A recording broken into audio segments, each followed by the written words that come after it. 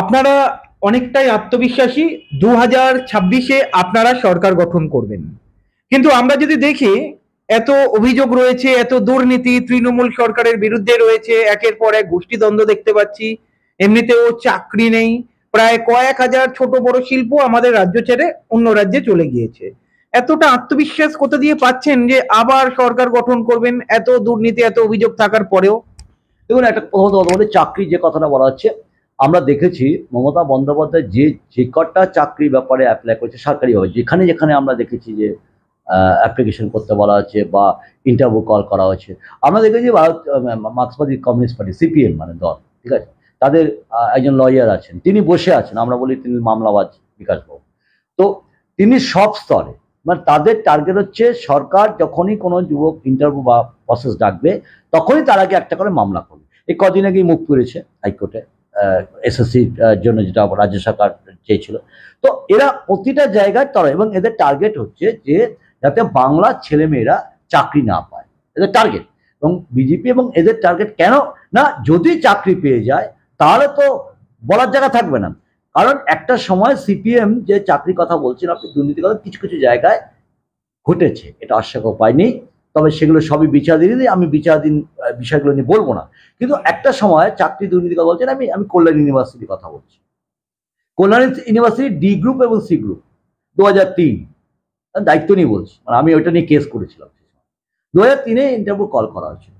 আমরা দেখলাম তৎকালীন সাংসদ অলোকেশ দাস ছিলেন, তিনি ইউনিভার্সিটি দেখলাম যাদেরকে ইন্টারভিউতে ডাকা হলো, মানে ইন্টারভিউতে ডাকা হয়েছিল রিটিন পরীক্ষায়, তাদেরকেও অনেককে কল ইন্টারভিউ করা এবং পরবর্তী ক্ষেত্রে তাদেরকে ডাকা হলো না। ইন্টারভিউ রিটিনে পাস করেছে যারা, তাদেরকে ভাইভাতে ডাকা হলো, ঠিক আছে। পার্টির প্যানেল তৈরি করা হলো, সেই প্যানেল পাস করানো হলো।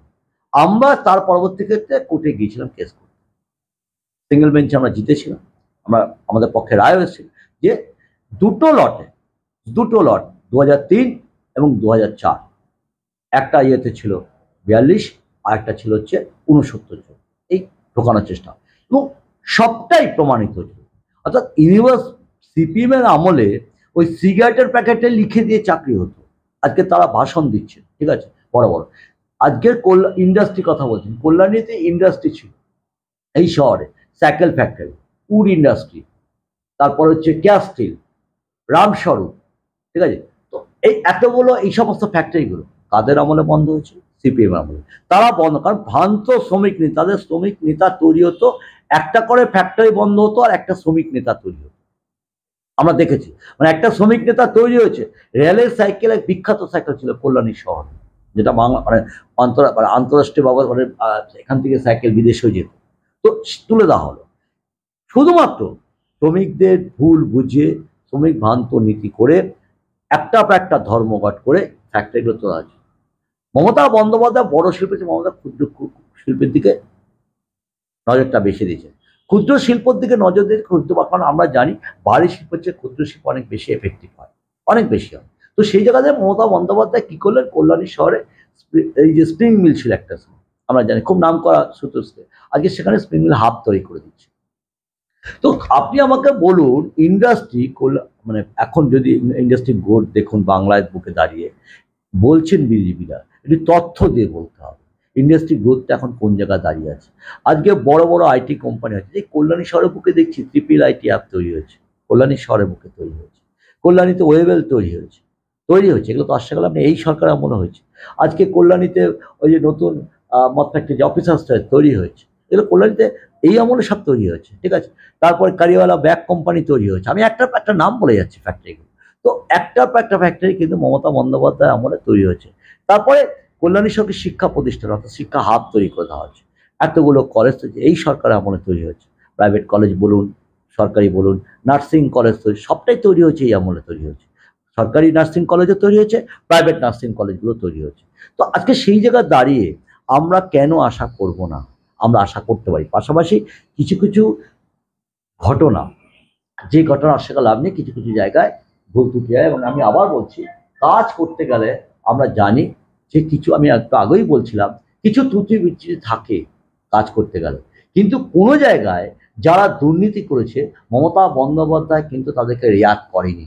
আজকে কেউ জেলে আছে, এবার কেউ আবার কিছু কিছু ক্ষেত্রে আবার যেটা ঘটেছে, সিবিআইকে সেন্ট্রাল গভর্নমেন্টের সেকশন সিবিআইকে কাজে লাগিয়ে তাদেরকে রাজনৈতিকভাবে ফায়দা। আমি নিজে বলছি, আমার নিজের ক্ষেত্রে আমি একটা ঘটনা বলি।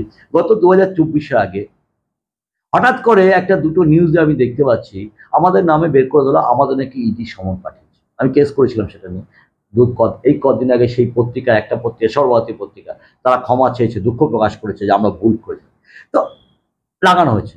আমাকে ভোটের ঠিক কদিন আগে ওই দিল্লি থেকে একজন ফোন করে বলছেন যে আপনি কেন নাপছেন, হুমকি দিচ্ছেন। বললাম যে তখন বাধ্য হয়ে তাকে বলেছিলাম, সিপিএম এর 34 বছরটা আমরা দেখেছি, লড়াই করা ছিলাম, আমাদের সব ভয় দেখাবো, ওইসব সিবিআই ইডি আমার দেখান।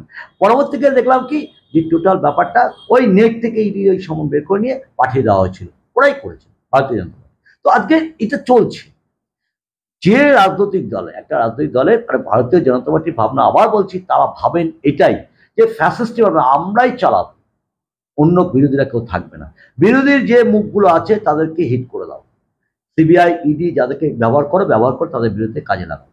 এই হচ্ছে ভাবনা। এটা গণতান্ত্রিক ব্যবস্থার সবচেয়ে ক্ষতিকারক দিক। ওরা জানে না কি ক্ষতিটা করছে। আজকে আরএসএস কে নামিয়ে দেওয়া হচ্ছে বাড়ি বাড়িতে, আমি জানি বাড়ি বাড়িতে ঘুরছে কোনো আরএসএস করবে, ঘুরে কি করছেন, মানুষকে বোঝার চেষ্টা করছেন যে হিন্দুত্ববাদের কথা বোঝার চেষ্টা করছেন। আরে কোন হিন্দুত্ববাদের কথা বলে? মানুষ ভুল বুঝেছিলেন একটা সময়, তারা ভোট দিয়েছিলেন। গত বিধানসভা নির্বাচন আগে আমরা কি দেখলাম, নির্বাচন আগে নরেন্দ্র মোদীকে এখানে আসতে হয়েছিল, যে কথাগুলো বলেছিল। আজকে বলুন তো, মতুয়ারা বলেছিল বিনা নিঃশর্তে আমাদের নাগরিকত্ব দিতে হবে, দিতে পেরেছে নিঃশর্তে? ভোট তো নিয়েছিলেন তারা। মতুয়ারা বলেছিলেন নিঃশর্ত নাগরিকত্ব দিতে হবে আমাদের, যাদের উপর বেশ করে তারা জিতেছে এই লোকসভাতে, এই বিধানসভাতে। আজকে নিঃশর্ত নাগরিকত্ব তারা পেয়েছেন? পাননি তারা। তো আজকে আমরা কেন আশা করব না? আমরা বলার জায়গা দাঁড়িয়ে আছি। আজকে মমতা বন্দ্যোপাধ্যায় যে কাজগুলো করছেন সেই জায়গা দাঁড়িয়ে আজকে সরকারি চাকরির কথা বলছেন। এই তো কদিন আগে আমরা দেখলাম এসএসসি ঘোষণা করেছেন নিয়োগের কথা। কিন্তু আমরা কি দেখছি, যখনই সরকার ঘোষণা করছে, বিকাশ বাবু সিপিএম এর যিনি একটা সময় সাংসদ ছিলেন, চেয়ারম্যান ছিলেন, নেতা, তিনি গিয়ে একটা করে কোর্ট কেস করে দিচ্ছেন যাতে সরকার চাকরি দিতে না পারে। এই যে জায়গাটা তৈরি করছেন, একটা ডিস্টার্ব তৈরি করে দেয়। ডিস্টার্ব তৈরি করলে কি হবে, যে ইয়ং ছেলে চাকরি হবে না, তখন আমরা বলবো সরকার চাকরি দিতে পারছে না, তারা ক্ষমতা থাকার। সেটা সিপিএম আমলে আজকে বলুন বেকার সংখ্যা কত, আর সিপিএম আমলে কত বেকার সংখ্যা। আমি লাস্ট 2011 এমপ্লয়মেন্ট এক্সচেঞ্জ কথা বলছি, এমপ্লয়মেন্ট এক্সচেঞ্জ রাস্তাতে উঠেই গিয়েছিল। 84 লক্ষ বেকার যুবক ছিল বাংলার বুকে দাঁড়িয়ে। আজকে বাংলার বুকে দাঁড়িয়ে তো সংখ্যা তত্ত্ব কথা বলুন, মানে তথ্য দিয়ে বলুন, হাওয়ায় তো বললাম এখন বেকার যুবক সংখ্যা। তো এটা বাস্তব। তাই সেই জায়গায় দাঁড়িয়ে আমরা বলতেই পারি মমতা বন্দ্যোপাধ্যায় যে কাজটা করছেন, যে উন্নয়নটা করছেন, সেখানে দাঁড়িয়ে আজকে আপনি ভাবুন তো, কোন গ্রাসরুট একটা মহিলা, যে মহিলাটা ভাবতো তার স্বামীর উপর ডিপেন্ডেন্ট করতো, আজকে তার মাস গেলে তার মাসে অ্যাকাউন্টে একটা টাকা ঢুকে যাচ্ছে, তিনি আজকে নিজে কিছু করতে পারছে।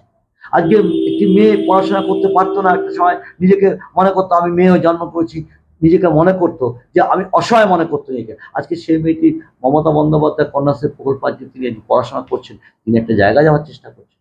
দর্শক হলে আপনি এই জায়গা দাঁড়িয়ে আমরা আশা করতেই পারি, আমরা ভাবতেই পারি যে আবার মমতা বন্দ্যোপাধ্যায় সরকার